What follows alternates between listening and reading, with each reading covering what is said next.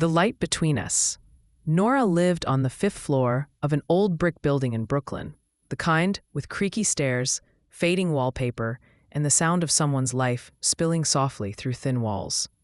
Most nights, the city outside roared with taxis and laughter, but her apartment stayed quiet. Too quiet. That was until he moved in next door. It started with a sound. Low, warm, alive. A trumpet, steady at first, then trembling, searching for something. The first night she heard it, Nora froze mid-brushstroke. She was an art teacher, and she often painted to fill the silence. But this was different. The notes filled the room like a heartbeat. He played again the next night, and the next. She didn't know his name, but she began to hum along, softly at first, until one night the trumpet paused and answered her. A call and response through plaster and paint. Two strangers talking in music. His name was Eli, a jazz musician who'd once played in small clubs before the world got too heavy and his band split apart. He didn't talk much, but he played every night like he was trying to remember who he used to be. Their friendship began through sound. She'd leave a note under his door, play that song again. He'd reply, "Only if you paint while I do." They'd never met, yet they somehow became each other's favorite part of the day. But life has a way of interrupting things, just as they start to bloom. One night, his music stopped. No soft notes through the wall, no rhythm, just silence. Days turned to weeks, and her heart sank a little lower each time she passed his door. Then one morning, she saw a notice on the hallway board, apartment 6A for rent. He was gone.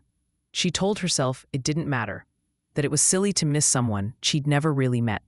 But her evenings turned gray again. The paint stayed dry, and the silence, it was louder than any noise she'd ever heard.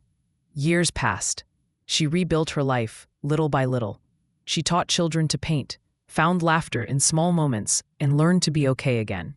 Until one night, long after midnight, the sound returned. A trumpet, slow, aching, familiar. She dropped her brush and ran to the window. And there, under the streetlight, stood Eli. Older now, tired, but unmistakably him. His eyes lifted to her window. And for the first time, they saw each other not through walls, but face to face. The next morning, she found a note slipped beneath her door. Same place, same time, 8 p.m. E. That night, she walked into the Velvet Room, a small jazz bar tucked between a record shop and a bakery. The lights were dim, the crowd murmuring softly. Then the stage lights glowed, and there he was, Eli. He played, and the room disappeared. Each note told the story of lost years, of music trapped behind walls, of a woman who once hummed to his songs. When their eyes met, the world stood still. After the show, he found her standing in the alley behind the bar. "I didn't think you'd come," he said. "I almost didn't," she whispered. "But then I remembered your song." He smiled. "You kept it? I never stopped hearing it."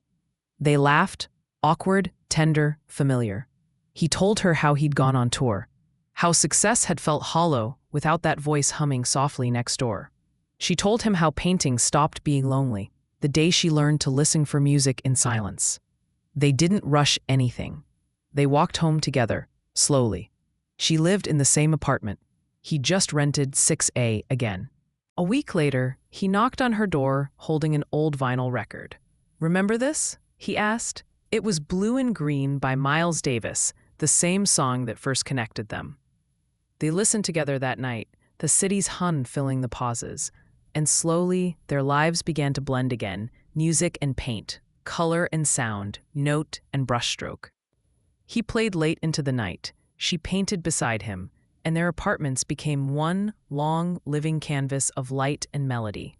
Then, one evening at the Velvet Room, Eli stopped mid-performance. "I'd like to bring someone up," he said into the mic. The crowd turned as he smiled toward her. "She's not a singer, but she's the reason I found my music again, Nora Bennett." Her heart pounded, but she walked up anyway. He whispered, "Just breathe." And she sang.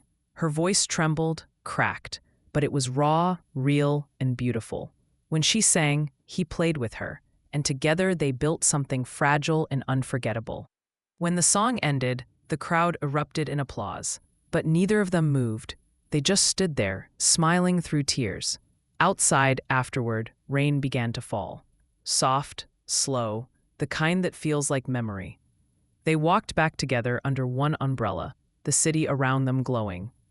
"Do you ever think about what might have happened if we'd met sooner?" she asked. Eli chuckled. "We wouldn't have understood each other back then." She smiled. "You're right." Then, softly, "I'm glad the music came back." He squeezed her hand. It never really left. Back in their building, they stopped in the hallway between 6A and 6B. She looked at him, eyes bright. "Play something," she whispered. So he did, right there under the flickering light, the trumpet filling the air. She leaned against the wall, eyes closed, letting the sound wash over her. And for the first time in a long, long time, everything felt exactly as it should. Because sometimes love doesn't arrive in grand gestures or perfect timing. Sometimes it's a song through a thin wall, a reminder that even when life goes quiet, someone, somewhere, is still playing just for you.